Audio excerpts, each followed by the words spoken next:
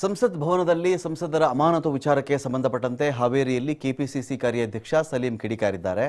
ಸಂಸತ್ ಸದಸ್ಯರ ಅಮಾನತು ಪ್ರಜಾಪ್ರಭುತ್ವಕ್ಕೆ ಮಾರಕ. ಈ ಥರ ಮಾಡಬಾರ್ದು, ಇದೊಂದು ಹಿಟ್ಲರ್ ಆಡಳಿತ ಅಂತ ಹೇಳಿ ಕೇಂದ್ರದ ವಿರುದ್ಧ ಗರಂ ಆಗಿದ್ರು. ಮೋದಿ ಅವರು ಮೊದಲು ಸಂಸತ್ತನ್ನು ರಕ್ಷಣೆ ಮಾಡಿಕೊಳ್ಳಿ, ಬಣ್ಣ ಬಯಲಾಗತ್ತೆ ಅಂತ ಹೇಳಿ ಎಂಪಿಗಳನ್ನು ಅಲ್ಲಿಂದ ಆಚೆ ಹಾಕಿಸಿದ್ದಾರೆ ಅಷ್ಟೇ. ಸಂಸತ್ ರಕ್ಷಣೆ ಮಾಡಲಿಕ್ಕೆ ಮೋದಿ ಕೈಲಾಗಲಿಲ್ಲ, ಅದನ್ನು ಫಸ್ಟ್ ರಕ್ಷಣೆ ಮಾಡಲಿ, ಅದನ್ನು ಕೇಳಕ್ಕೆ ಹೋಗಿದ್ದಕ್ಕೇ ಬಣ್ಣ ಬಯಲಾಗತ್ತೆ ಅಂತ ಇಲ್ಲಿ ಅಮಾನತು ಮಾಡಿಬಿಟ್ಟಿದ್ದಾರೆ ಅಂತ ಕೇಂದ್ರ ಸರ್ಕಾರದ ವಿರುದ್ಧವಾಗಿ ಕೆಪಿಸಿಸಿ ಕಾರ್ಯಾಧ್ಯಕ್ಷ ಸಲೀಂ ಕಿಡಿಕಾರಿದ್ದಾರೆ. ಕೆಲವು ಕಿಡಿಗೇಡಿಗಳು ಪಾರ್ಲಿಮೆಂಟ್ ನಡೆದ ಘಟನೆ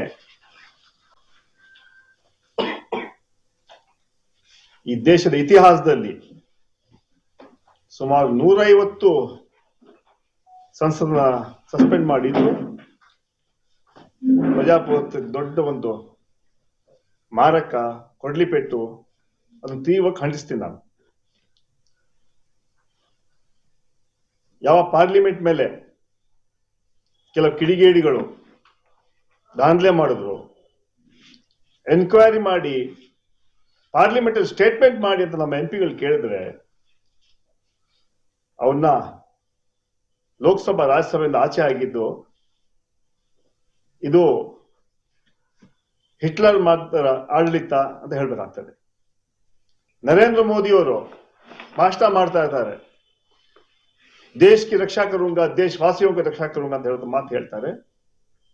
ನರೇಂದ್ರ ಮೋದಿ ಮೊದಲು ಪಾರ್ಲಿಮೆಂಟ್ ಭವನ ರಕ್ಷಣೆ ಮಾಡಿ, ನೀವು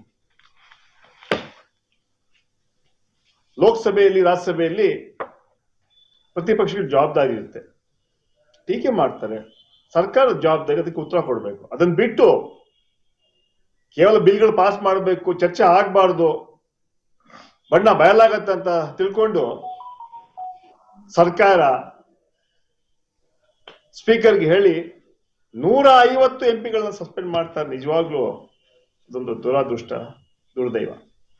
ಆ ಹಿನ್ನೆಲೆ ಇಡೀ ರಾಜ್ಯದಂತ ನಾವು ಪ್ರೊಟೆಸ್ಟ್ ಕೂಡ ಮಾಡಿದ್ವಿ. ಆ ವಿಚಾರವನ್ನು ಜನರಿಗೆ ಹೇಳುವಂತ ಕೆಲಸ ನಾವು ಮಾಡ್ತೀವಿ. ಪ್ರಜಾಪ್ರಭುತ್ವದಲ್ಲಿ ವಿಶ್ವಾಸ ಇಲ್ಲ ಬಿಜೆಪಿ ಸರ್ಕಾರಕ್ಕೆ, ಕೇಂದ್ರ ಸರ್ಕಾರಕ್ಕೆ. ಅದರಿಂದ ಇಂಥ ಘಟನೆಗಳು ಆಗ್ತಾ ಇದೆ. ಇವತ್ತು ಅಮಾನತು ಮಾಡಿದ್ದಾರೆ, ಜನ ಅದನ್ನ ಮುಂದಿನ ಲೋಕಸಭೆಯಲ್ಲಿ ತೀರ್ಮಾನ ಮಾಡ್ತಾರೆ. ದೇಶದಲ್ಲಿ